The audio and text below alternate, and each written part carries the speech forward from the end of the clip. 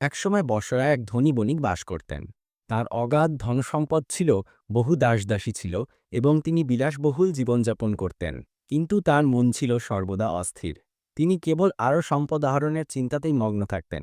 আল্লাহর ইবাদত বা অভাবী মানুষের প্রতি তার কোনো খেয়ালই ছিল না। দিনরাত তিনি ব্যবসার হিসাব কষতেন এবং নিজের কোষাগার স্ফীত করতে ব্যস্ত থাকতেন। তাঁর আত্মা যে অনাহারে দিন কাটাচ্ছিল, সেদিকে তার ভ্রুক্ষেপ ছিল না। একদিন তিনি একটি অদ্ভুত স্বপ্ন দেখলেন। স্বপ্নে দেখলেন এক বিশাল প্রান্তর, চারদিকে দাউ দাউ করে আগুন জ্বলছে।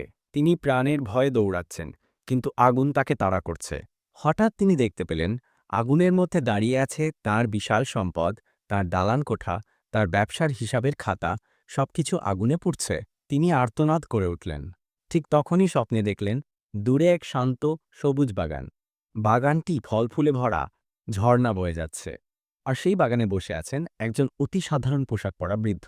ইনি সেই বৃদ্ধ যিনি দুনিয়াতে একসময় তার কাছে ভিক্ষা চাইতে আসতেন, আর তিনি তাকে তাড়িয়ে দিয়েছিলেন। বৃদ্ধ শান্তভাবে আল্লাহর জিকির করছেন এবং তার চারপাশ থেকে নূর বিচ্ছুরিত হচ্ছে। বৃদ্ধের পাশে রাখা আছে সামান্য রুটি আর পানি, কিন্তু তার চেহারা তৃপ্তিতে উজ্জ্বল। বণিকের কাছে মনে হলো এটাই আসল খাবার, আত্মার প্রশান্তি। ঘুম ভেঙে বণিকের সারা শরীর কাঁপছিল।